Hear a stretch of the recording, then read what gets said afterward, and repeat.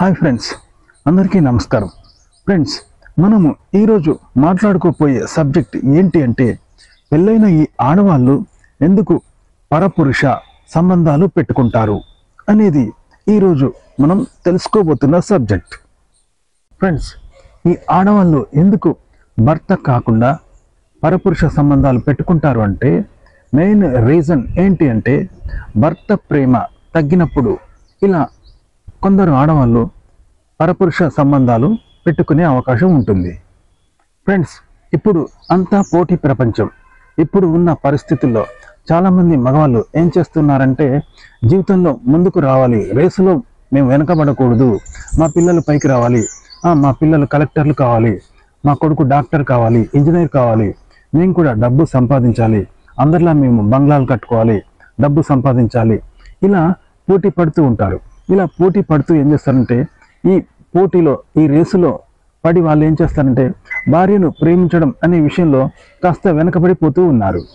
మామూలుగా మగవాళ్ళు పెళ్ళైన కొత్తలో భార్య చుట్టూ తిరుగుతూ ఉంటారు, ఆమెకు దగ్గరగా ఉంటూ ఉంటారు, ఆమెకు బహుమతులు ఇస్తూ ఉంటారు, అలాగే ఆమెకు మల్లెపూలు తేవడం లేదా ఆమెకు నచ్చిన పనులు చేయడం, వస్తువులు తేవడం, చీరలు నగలు ఇలాంటివి తెచ్చిపెట్టడం, ఆమెకు ఇష్టమయ్యేలా మాట్లాడడం, ఇలాంటివన్నీ చేస్తూ ఉంటారు. అయితే పెళ్ళైన తర్వాత అంటూ ఓ సంవత్సరానికి మగవాళ్ళలో ఒక ఇంట్రెస్ట్ అనేది తగ్గుతూ ఉంటుందన్నమాట. క్రమంగా కాస్త దూరం అవుతూ ఉంటారు భార్యకు. ఇలాంటి సమయంలో ఆడవాళ్ళు చాలా నిరాశకు గురవుతూ ఉంటారు, దిగులు పడుతూ ఉంటారు. అంటే ఈయనకు నా మీద ప్రేమ లేదు, ప్రేమ తగ్గిపోయింది, ఇష్టం లేదు, నా చుట్టూ తిరగడం లేదు, అప్పటిలా నాకు బహుమతులు ఇవ్వడం లేదు, పువ్వులు తేవడం లేదు, చీరలు లాంటివి గిఫ్ట్స్ ఇవ్వడం లేదు అని ఆడవాళ్ళు ఒక నిరాశకు గురవుతూ ఉంటారు. ఈ మగవాళ్ళు పొద్దంతా ఆఫీసులో అలసిపోయి అలా ఇంటికి వచ్చిన తర్వాత ఏం చేస్తారంటే భార్యను కాస్త నిర్లక్ష్యం చేస్తారు. చేసి ఏదో ఎంత భోజనం తినడం, స్నాక్స్ తినడం, రాత్రి కాగానే డిన్నర్ చేసి పడుకోవడం ఇలాంటివి చేస్తూ ఉంటారు.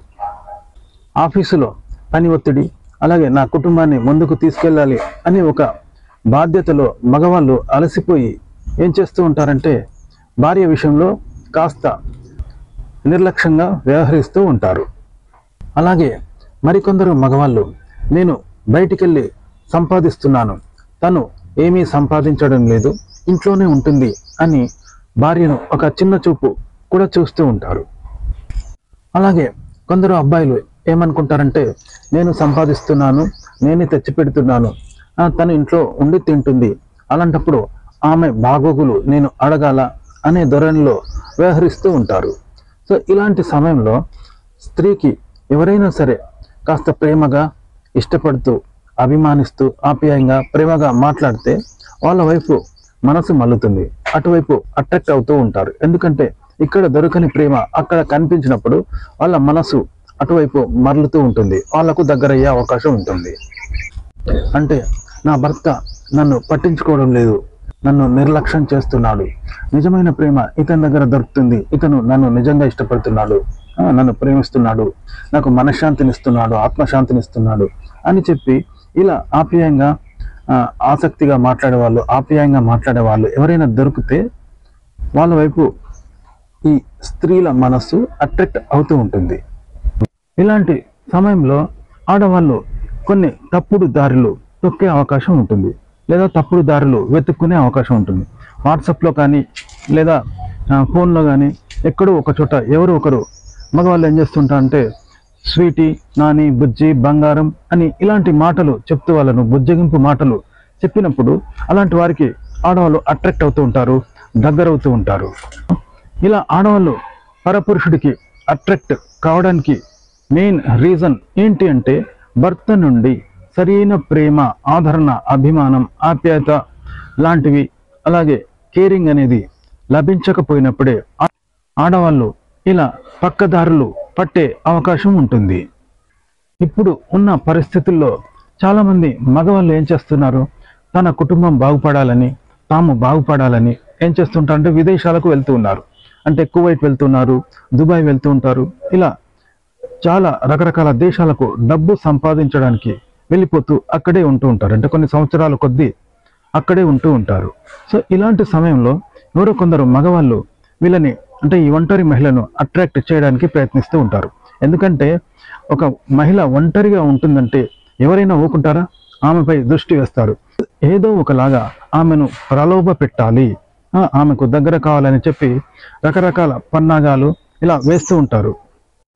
అంటే భర్త అనేవాడు ఇలా విదేశాలకు డబ్బు సంపాదించడానికి, కుటుంబ భారాన్ని మోయడానికి, కుటుంబ బాగోగుల కోసం ఇలా విదేశాలకు వెళ్ళి ఒక 2-3 సంవత్సరాలు అక్కడే దూరంగా ఉండే సమయంలో ఆడవాళ్ళకు సహజంగానే వాళ్ళకు ఫేస్బుక్లో ఇలా కానీ ఇన్స్టాగ్రామ్లో కానీ ఇలా కొన్ని పరిచయాలు అనేవి ఏర్పడుతూ ఉన్నప్పుడు వాళ్ళు మాట్లాడే కాస్త ఆప్యాయత, అనురాగం, మంచితనం అనేది ప్రదర్శించినప్పుడు ఈ ఆడవాళ్ళు తెలియకుండానే అటువైపు అట్రాక్ట్ అవుతూ ఉంటారు. వాళ్ళ మనస్సు అనేది ఒక దగ్గరతనాన్ని కోరుకుంటూ ఉంటుంది. ఇలాంటి సమయంలో అనుకోకుండా కొన్ని తప్పులు అనేవి జరిగే అవకాశం ఉంటుంది. సో ఈ విషయం అనేది తన భర్తకు తెలవటం, ఆ తర్వాత అతను క్రైమ్స్ లాంటివి చేయడం లేదా డైవర్స్ ఇవ్వడం అంటే విడాకులు ఇవ్వడం చేస్తూ ఉండే అవకాశం ఉంటుంది. దీనివల్ల ఇలా వాళ్ళ కుటుంబం అనేది చిందర వందరగా మారిపోయే ప్రమాదం ఉంటుంది. మరి దీనంతటికి కారణం భర్త భార్య మీద సరైన ఆదరణ, ప్రేమ, అభిమానం, ఆప్యాయత అనేవి చూపించకపోవడం, ఆమెను నిర్లక్ష్యం చేయడం, దూరంగా ఉండడం, ఇవన్నీ కారణాలు అవుతూ ఉంటాయి. కాబట్టి ఒక మగవాడికి భార్య మీద ఇలాంటి సమయంలో కొంచెం అనుమానం వచ్చినా వెంటనే మళ్ళీ పెళ్ళైన కొత్తలో ఎలా అయితే ఆమెను ఆదరించారో, ప్రేమ, అభిమానాలు, ఆప్యాయతతో ఆమె చుట్టూ తిరిగారో అలాంటి ప్రేమను మళ్ళీ ఆమెకు అందించి దగ్గరకు తీసుకోండి. ఆమె ఒంటరితనాన్ని మళ్ళీ దూరం చేసి మళ్ళీ ఆమెకు దగ్గర కండి. ఆమె మీద మళ్ళీ గత కాలంలో లాగానే మళ్ళీ కేరింగ్ అనేది మీరు చూపించాల్సి ఉంటుంది. ఇలా కనుక ఒక భర్త మళ్ళీ ఆమెకు తిరిగి పెళ్ళైన కొత్తలో లాగా మళ్ళీ ఆమెకు ప్రేమ, అనురాగం, ఆప్యాయత ఇలాంటివి మళ్ళీ అందించినప్పుడు ఆమె మరో పురుషుడి వైపు మరలే అవకాశం అస్సలే ఉండదు. ఎవరైనా ఆమెను కనుక లోబర్చుకోవడానికి ప్రయత్నిస్తే చెప్పు తీసుకొని కొడతాను అని అంత ధీటుగా ఆమె వాడికి సమాధానం ఇవ్వగలుగుతుంది. ఒక స్త్రీ ఒక భర్తను పెళ్లి చేసుకున్నప్పుడు అంటే ఒక వ్యక్తిని పెళ్లి చేసుకున్నప్పుడు 100 ఏళ్ల జీవితం అతనితోనే, నా జీవితం అంతా అతనికి మాత్రమే అంకితం, అతను మాత్రమే నాకు తోడుగా ఉంటాడు అని ఒక మెంటల్గా ప్రిపేర్ అయి వస్తుంది. ఇలాంటి సమయంలో మగవాడు ఆమెకు ప్రేమను అందించడం, ఆప్యాయతను అందించడం, అనురాగాన్ని పంచడంలో నిర్లక్ష్యం చేసినప్పుడు ఆమె కొన్నిసార్లు ఇలాంటి తప్పుడు తోవలు పట్టే అవకాశం ఉంటుంది. ఇలాంటి సమయంలో మనం ఎన్నో టీవీలో న్యూస్ చూస్తూ ఉంటాం, నేరాలు జరుగుతూ ఉంటాయి, అలాగే డైవర్స్ అనేవి జరుగుతూ ఉంటాయి. ఎంతోమంది పిల్లలు తల్లిదండ్రులకు దూరమై అనాథలుగా మారిపోతూ ఉంటారు. సో దీనంతటికీ కారణం ఏంటి అంటే ఒక మగవాడు తన భార్య మీద ప్రేమను, ఆప్యాయతను అందించడంలో నిర్లక్ష్యం చేయడమే ప్రధాన కారణం. కాబట్టి నేను చెప్పేది ఏంటంటే దయచేసి మీ భార్యను ఎట్టి పరిస్థితుల్లోనూ ప్రేమ, ఆప్యాయత, అనురాగాలు ఆ విషయంలో ఎక్కడ ఆమెను చిన్నబుచ్చకండి. ఈ అనురాగాలు, ఆప్యాయతలు పంచడంలో ఎక్కడ ఆమెకు తక్కువ చేయకండి. ఎక్కడ ఆమెకు దూరమై ఆమెలో ఒంటరితనం అనే భావనను కలిగించకండి. కాబట్టి మీకు ఆఫీస్లో కాస్త ఒక 5 నిమిషాలు సమయం తీసుకొని మీ భార్యకు ఫోన్ చేయండి. ఎలా ఉన్నావు, ఏం చేస్తున్నావు, తిన్నావా, ఆరోగ్యం బాగుందా, ఏంటి అలా డల్గా మాట్లాడుతున్నావు అని ఇలా ఆమె మంచి చెడులు, బాగోగులు మీరు పలకరించి మరీ తెలుసుకోండి. ఇలాంటి సమయంలో ఆమెలోని ఒంటరితనం అనేది ఒక ఫీలింగ్ పోయి ఆమెకు ఒక్కసారి 1000 కోట్లు పెట్టినా కలగని సంతోషం ఆమెకు కలుగుతూ ఉంటుంది. కాబట్టి మీరు మీ భార్యతో సరదాగా సినిమాకు వెళ్ళడం, పార్కుకు వెళ్ళడం, లేదా ఎటైనా బయటికి ఆమెను తీసుకెళ్లడం, ఆమెతో సంతోషంగా గడపడం లాంటివి చేయండి. ఇలాంటివి చేసినప్పుడు ఆమెలో కలిగే సంతోషం అనేది మాటల్లో చెప్పలేకుండా ఉంటుంది.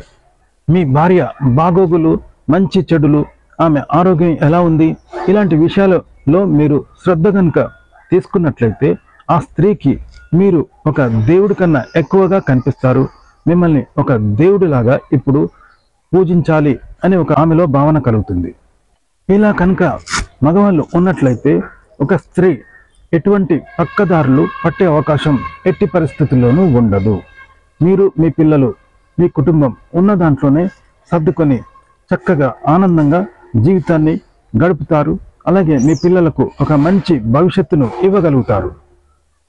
అంతేకాని మీరు డబ్బు మాయలో పడి, డబ్బు మోజులో పడి మీ పిల్లల భవిష్యత్తు బాగుండాలి, మా పిల్లలు, మా కుటుంబం నెంబర్ 1లో ఉండాలి అని పోటీ పడుతూ మీరు మీ భార్యను నిర్లక్ష్యం చేసి ఎక్కడికో దేశాల మీద పడి వెళ్ళిపోయి ఇలా భార్యను ఒంటరిని మాత్రం చేయకండి.